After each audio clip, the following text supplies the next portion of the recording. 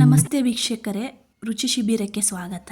ಇವತ್ತಿನ ರೆಸಿಪಿ ಮೊಸಪ್ಪು ಮಾಡುವ ವಿಧಾನ. ಇದಕ್ಕೆ ಬೇಕಾಗುವ ಪದಾರ್ಥಗಳು: ಸ್ವಲ್ಪ ಮೆಂತ್ಯ ಸೊಪ್ಪು, ಅರ್ಧ ಕಟ್ಟು ಪಾಲಕ್ ಸೊಪ್ಪು, ಅರ್ಧ ಕಟ್ಟು ಸಬ್ಬಕ್ಕಿ ಸೊಪ್ಪು, ಮುಕ್ಕಾಲು ಕಪ್ಪು ತೆಂಗಿನಕಾಯಿ ತುರಿ, 3 ಸ್ಪೂನ್ ಬೇಳೆ ಸಾಂಬಾರು ಪುಡಿ, ಸ್ವಲ್ಪ ಕೊತ್ತಂಬರಿ ಸೊಪ್ಪು, 2 ಟೊಮೊಟೊ, 3 ಈರುಳ್ಳಿ, ಮುಕ್ಕಾಲು ಕಪ್ಪು ತೊಗರಿಬೇಳೆ, ಒಗ್ಗರಣೆಗೆ 10 ಎಸಳು ಬೆಳ್ಳುಳ್ಳಿ, ಒಣಮೆಣಸಿನಕಾಯಿ, ಕರಿಬೇವು, ಸಾಸಿವೆ, ಜೀರಿಗೆ. ತೊಗರಿಬೇಳೆಯನ್ನು ಚೆನ್ನಾಗಿ ತೊಳೆದು ಕುಕ್ಕರ್ಗೆ ಹಾಕಿಕೊಳ್ಳಬೇಕು.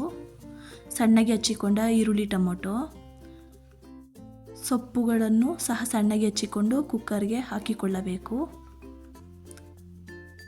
ನಂತರ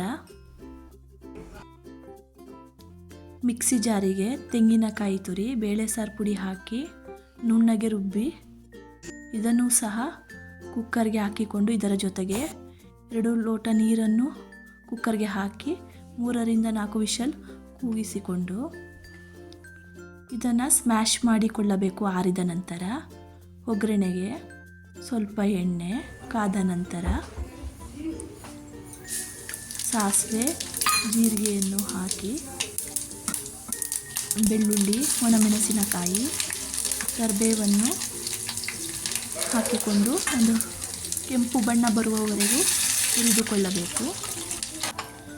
ಈ ಒಗ್ಗರಣೆಯನ್ನು ಕೂಗಿಸಿಕೊಂಡ ಮಿಶ್ರಣದ ಜೊತೆ ಸೇರಿಸಿ 10 ನಿಮಿಷ ಕುದಿಸಿಕೊಂಡರೆ ರುಚಿಯಾದ ಮೊಸಪ್ಪು ರೆಡಿಯಾಗುವುದು.